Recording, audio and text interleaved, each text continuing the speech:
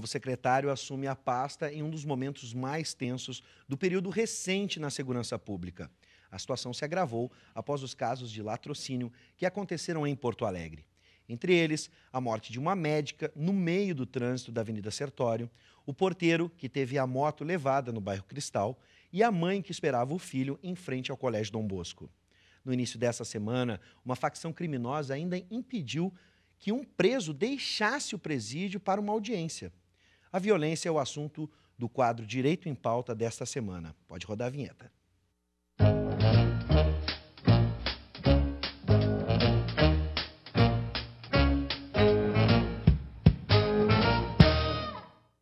Os professores do curso de Direito da UBRA, Paulo Regis e Jorge Trindade, estão conosco e apresentam o convidado de hoje. Boa noite, professores. Boa noite a todos. Sejam bem-vindos. Boa noite.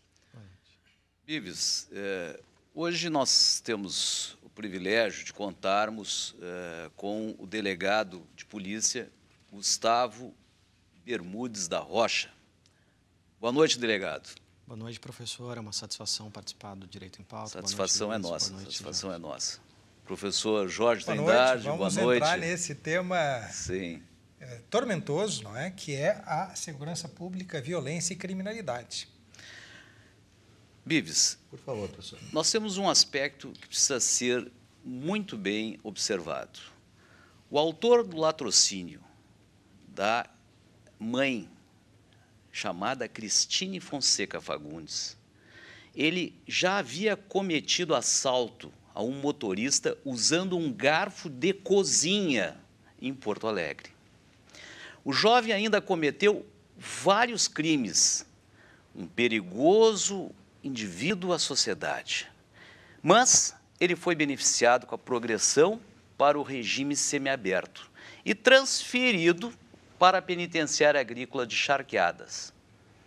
Não aconteceu outro fato a não ser fuga. Fugiu da colônia penal agrícola, apresentou péssima conduta carcerária, foi recolhido à penitenciária estadual do Jacuí e, em maio, foi favorecido com a comutação de penas por decreto presidencial, tendo sido solto.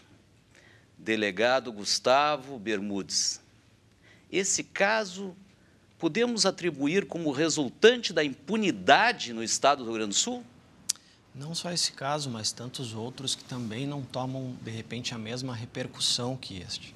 Nós temos um problema gravíssimo, que é a impunidade, a ausência de espaço no sistema carcerário. Nós temos algumas interpretações legais que levam também esses indivíduos a ganharem a liberdade. E, obviamente, como o Instituto da Semiliberdade, que é um instituto muito em pauta hoje, ele tem a sua problemática, né? Ele permite que esse indivíduo volte antecipadamente ao convívio social sem estar, de fato, ressocializado. E, obviamente, vai voltar a delinquir. Delegado, diante da sua experiência e do êxito de várias ações policiais, nós lhe perguntamos: o que fazer para diminuir a criminalidade no Rio Grande do Sul? A segurança pública ela é muito delicada, é muito complicada, mas, de fato, a gente precisa de investimento. Investimento em pessoal. Estudos demonstram que, atualmente, a gente tem um déficit semelhante, o efetivo semelhante ao início da década de 80, enquanto a criminalidade cresceu de forma assustadora. Então, acho que, no primeiro momento, a composição do efetivo proporcionalmente. Investimento em equipamentos, tecnologia, isso traria para nós um resultado mais efetivo. Hoje, o que eu acho que é a sensação geral, falta de policiamento ostensivo. Então, a necessidade, isso talvez seja uma nova proposta trazida pelo secretário de Segurança, seja justamente essa: criar vagas no presídio e botar o policiamento ostensivo na rua. Mas aí nós não vamos estar trabalhando só na ponta de lá. E a prevenção, delegado? Perfeito, raciocínio perfeito. Na verdade, estoura na segurança pública aquelas estruturas básicas inexistentes, onde o Estado é ausente, a criminalidade, obviamente, ela cresce. Em criminologia, tem uma frasezinha que eu acho fantástica. Pois não. Se numa rua escura se comete mais crimes do que numa rua clara, bastaria iluminá-la isso seria mais eficaz do que construir prisões. Delegado, Eu acho que é uma meia-verdade nisso. Delegado e professor Jorge Bives, ontem eu fui buscar minha filha no aeroporto, fui no fim da noite e já retornei no início da madrugada. Eu constatei uma viatura na ida e uma viatura no retorno, na Avenida Ipiranga. Da Zona Norte ao local onde eu moro, eu passo por vários bairros. Onde está a polícia ostensiva? Preventiva, sobretudo preventiva. Sobretudo, exatamente. Onde está a Força Nacional?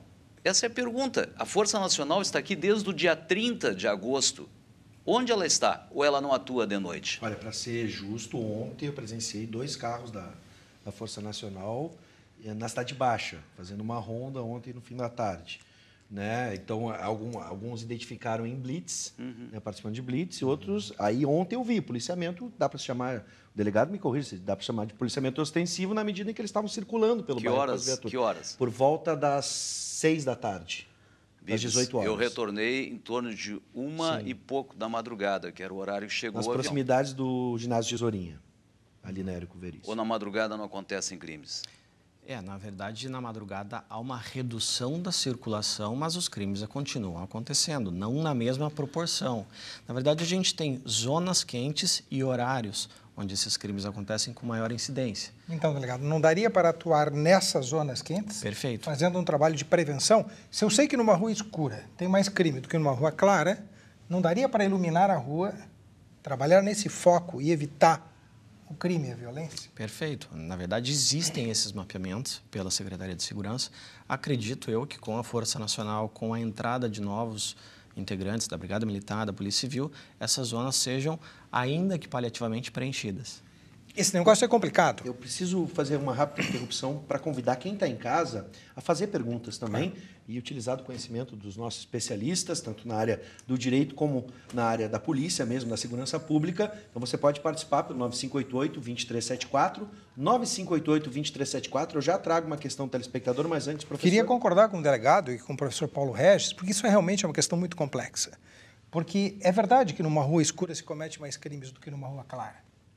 Mas nem todo mundo que passa numa rua escura obrigatoriamente comete delitos. Alguns sim, outros não. Então quer dizer que aí há uma predisposição do sujeito para cometer delitos.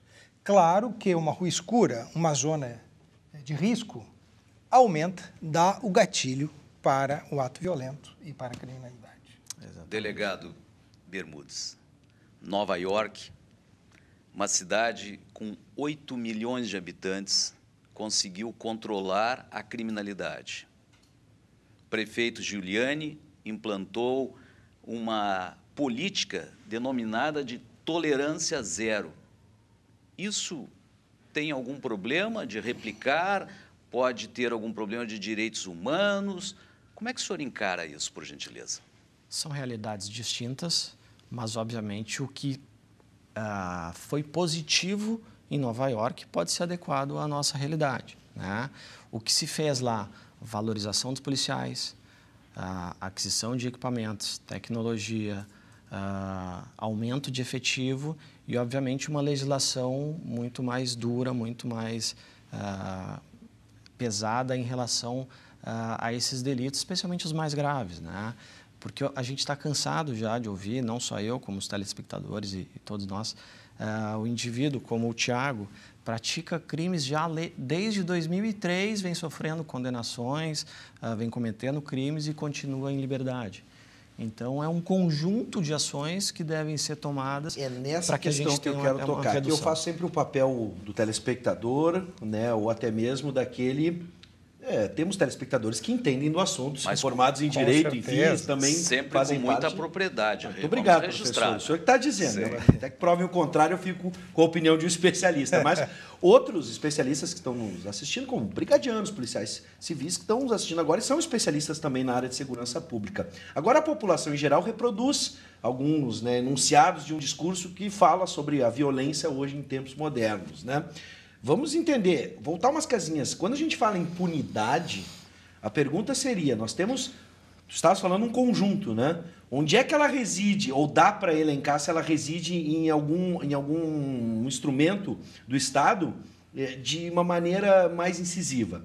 Está no policiamento ostensivo, na falta de estrutura, essa impunidade, a polícia não prende, ou está nas leis que soltam, né, ou no sistema, aí temos especialistas, a legislação brasileira está defasada, se a gente puder entender isso, o sistema está sobrecarregado, o judiciário, para o juiz soltar, enfim, onde é que está essa impunidade, se a gente puder olhar de fora, o leigo que não entende? No Brasil hoje, como vocês interpretariam? Aqui temos duas áreas, mas que têm relação, proximidade. Quem está mandando hoje? Quem manda? É quem está no presídio central ou é a sociedade? Os valores não estão invertidos? Uma boa reflexão. Ontem houve um episódio que marcou profundamente a sociedade gaúcha. Uma pessoa não ia ser conduzida terça-feira, Sim, terça-feira, corrigindo, terça-feira. Ele deveria comparecer ao tribunal do júri e não foi permitido o deslocamento dele. Então, essa é uma sociedade que nós estamos agora sobre a coação do sistema. Como é que o senhor encara isso, delegado? É uma situação bem delicada, porque envolve criminalidade organizada. E é justamente nesse foco que o DEIC se concentra, trabalhar com organizações criminosas. Seja elas voltadas ao roubo de veículos, seja elas voltadas ao roubo a banco, até porque hoje em dia há uma transitoriedade por todos esses canais, né? Então, o nosso foco é justamente combater esses delitos. Só que qual é o grande... Eu acho que eu vejo o grande problema disso. A certeza no delinquente de que, se ele for para o central ou para qualquer outro presídio, ele vai passar alguns dias, alguns meses e vai voltar para a rua. E vai voltar com alianças que até então ele não tinha, mas adquiriu nessa nova passagem pelo sistema prisional. Acho que todos aqueles elementos mencionados, todos eles fazem parte dessa consciência da impunidade. Sim. Então, nós estamos falando da falência total da pena como um instrumento de ressocialização. Verdade. Se a pena é feita para que o sujeito seja reintegrado na sociedade e ele é reintegrado nessas condições, quer dizer, ele sai de um sistema penitenciário carcerário já com dívidas com o crime, então isso gera uma roda, não é? Onde a causa é efeito, o efeito é causa. Sim. E nós vamos parar num grau de violência tal que nós temos hoje 30 homicídios no final de semana passado. Sim. Isso, pela Organização Mundial da Saúde, é número compatível com o estado de guerra civil. Perfeito. É que eu quis reforçar essa questão da impunidade, porque a gente aí já entra na minha área. Todo dia a gente está noticiando o trabalho da polícia, do DENARC, do DEIC, estão todos trabalhando e prendendo. Ou seja, o volume é muito grande de prisões e tem crescido esse volume de prisões. E os juízes não, é que eles não estão reabilitando eu ninguém. acho que os juízes não soltam. Os juízes soltam nas hipóteses da lei. Pronto. Quer dizer, culpabilizar o judiciário porque houve uma liberação de uma prisão, o juiz obedece rigorosamente o comando da lei. Perfeito. E a polícia cumpre rigorosamente o seu papel. Agora, evidentemente que aí pode haver algum descompasso porque há um fracasso do sistema. Sim. Não é? Que é da nossa sociedade. Nem as leis, na opinião de vocês... As leis se adequam. O problema é que, sim, nós estamos numa sociedade, me parece, delegado, em que nós temos metas. As metas são iguais para todos. Uhum. Prestígio, riqueza, poder. Agora, os meios, esses aí não. Perfeito. Esses não são iguais para todos. Vamos atender os nossos telespectadores. Alguns estão participando com opiniões e aqui podemos analisá-las, né? Primeiro, o Anderson, né? O meu nome é Anderson, sou de Sapucaia do Sul. Um abraço para o Anderson, obrigado pela audiência. Tem uma questão para dar a sensação de segurança. Primeiro passo, e no meu ponto de vista, né? Acabar com a Cracolândia que tem na volta da Secretaria de Segurança, próximo ali à rodoviária Zona Central de Porto Alegre. Vou seguir com mais uma. Pois é, amigos, César Schimmer, o omisso de Santa Maria, que tem 242 mortes, secretário de Segurança. Soa como piada, mais uma cuspida na cara da sociedade, da grande Sartori. Essa é a opinião do Alexandre Martini, de Porto Alegre. Próximo, paramos por aí ou vamos para mais um? Tá, nós vamos analisar as próximas participações. Temos aqui opiniões, né, da nossa população, mas já dá para tirar algum tipo de análise do que o cidadão está pensando.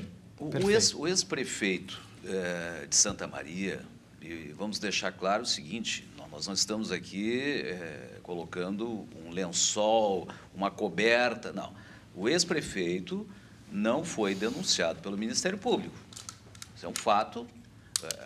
A avaliação técnica não denunciou o prefeito. Então, nós não podemos sobrepor uma situação de avaliação técnica, por essa razão. Ocorreu o evento, foi muito grave, aliás, foi objeto do nosso debate aqui num programa anterior, mas eu entendo, e aí entendo a preocupação do telespectador, mas é um aspecto técnico, nós temos que avaliá-lo juridicamente. Juridicamente, ele não foi objeto de denúncia pelo Ministério Público, prefeito, que hoje é secretário de Estado da Segurança. Perfeita a observação. Bom, em cima dessas opiniões do cidadão, dá para ver que ele está sem esperança, ele não consegue achar a luz no fim. O problema da droga, esse sim, eu acho que é muito grave. Por quê? Porque a droga também é uma epidemia. E, em segundo lugar, a droga altera o comportamento do sujeito em todos os parâmetros. Sim. A polícia pode ter uma certa previsibilidade da conduta de um delinquente. O magistrado tem uma previsibilidade, o Ministério Público, de uma determinada conduta. Entrou a droga, meu amigo, nós não sabemos mais nada. Tudo é possível. O sujeito mata por uma trouxinha de droga. A vida fica barata pela droga. A droga altera todo o panorama. E é isto que nos deixa realmente com uma sensação de grande impunidade, porque a droga é imprevisível. O sujeito pode usar a droga uma vez e ter efeitos daqui a 5 anos. Bom, posso fazer uma pergunta para o delegado a respeito dessa situação da Cracolândia, da diferença, né, do trabalho, por exemplo, da Cracolândia que envolve usuários.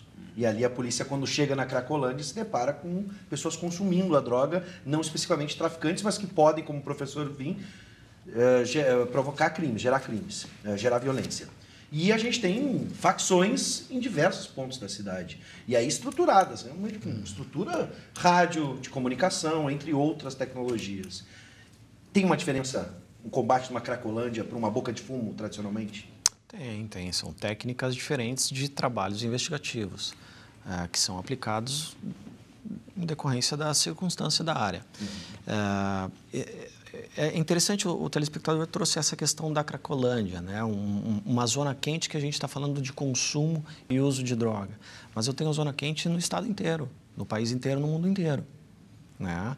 A gente tem que verificar qual é a situação daquela zona de conflito, o que a polícia judiciária pode, obviamente, realizar, mas acredito que o efeito imediato ali, policiamento ostensivo, que é o policiamento preventivo. Eu vou evitar que as pessoas que, evidentemente, circulam por ali dia após dia, com a presença da polícia, aquilo começa a inibir um pouco o comportamento. Então, é um fator que a gente, obviamente, precisa trabalhar. Delegado Gustavo, hoje a presidência do Tribunal de Justiça do Rio Grande do Sul se deslocou ao vice-governador do Estado, apontando como uma das prioridades para a solução desses problemas o término da construção da penitenciária de Canoas. Elencando, se o senhor pudesse colocar as prioridades, qual seria a prioridade para nós encaminharmos a solução dos problemas de segurança pública no Rio Grande do Sul? Qual a primeira situação? No meu ponto de vista, aumento de efetivo. E a questão das penitenciárias? Também colocaria em segundo plano. Mas o primeiro plano eu acredito que seja o aumento de efetivo. A gente está com efetivo. O senhor tem o efetivo, o senhor prende o indivíduo com o aval do judiciário e leva para o mesmo local onde já estão resistindo, inclusive, comandando a sociedade lá de dentro? Eu vou pedir a interrupção para justamente colocar uma questão que estava sendo apontada ali, é sobre... O diretor, por favor, pode voltar naquele pergunta para onde estão indo, né?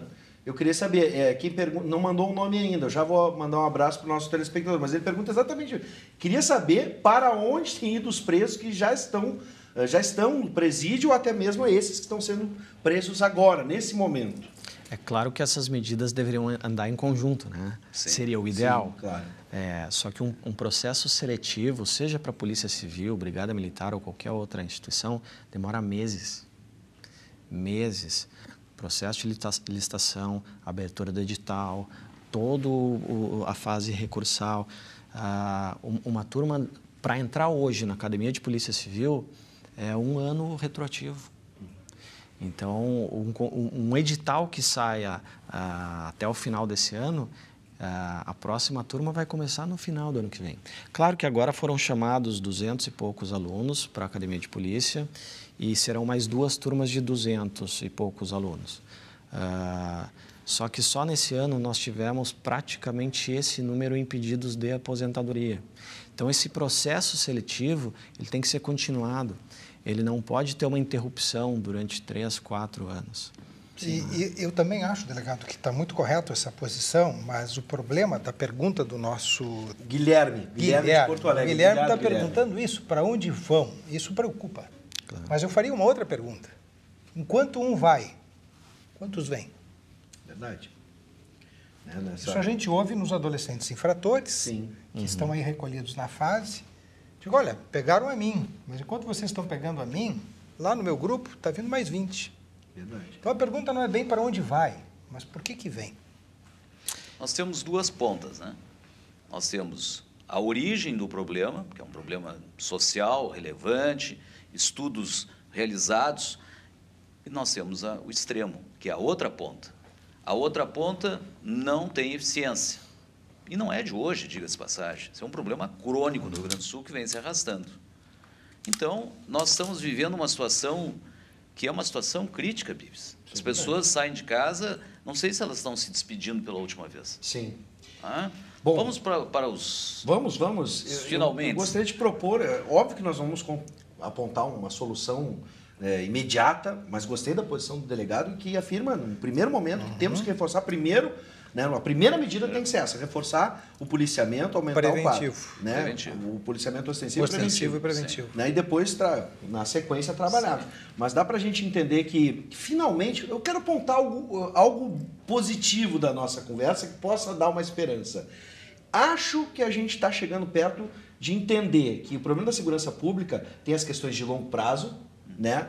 Toda a estrutura da sociedade de forma preventiva para evitar que a criminalidade chegue, mas também as ações de curto prazo, imediatas, para evitar a violência.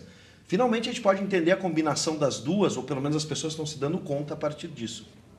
Vocês concordam comigo? Sem dúvida. Eu acho que chegou à tona dizer assim, não adianta só botar policiamento se a gente não trabalhar a sociedade como um todo. O senhor concorda, delegado? Concordo. Na verdade, o que sobra para a segurança pública é o rescaldo de tudo aquilo que não foi trabalhado antes. Sim. Né? Educação, família, que hoje está extremamente degradada. Né? O professor Paulo Regis falava, valores, a inversão Exatamente. total de valores. Bom, vamos agradecer. Claro, vamos agradecer, delegado. Imensamente. Ficamos com um crédito, se o senhor assim nos permitir, para uma outra oportunidade, voltarmos a debater esse tema. Lamentavelmente, o nosso tempo é muito pequeno, mas eu acho que o Bibi sintetizou bem. Agradecer também ao professor Jorge. E na semana que vem ele falou sobre drogas. Na semana que vem queremos lhe ouvir.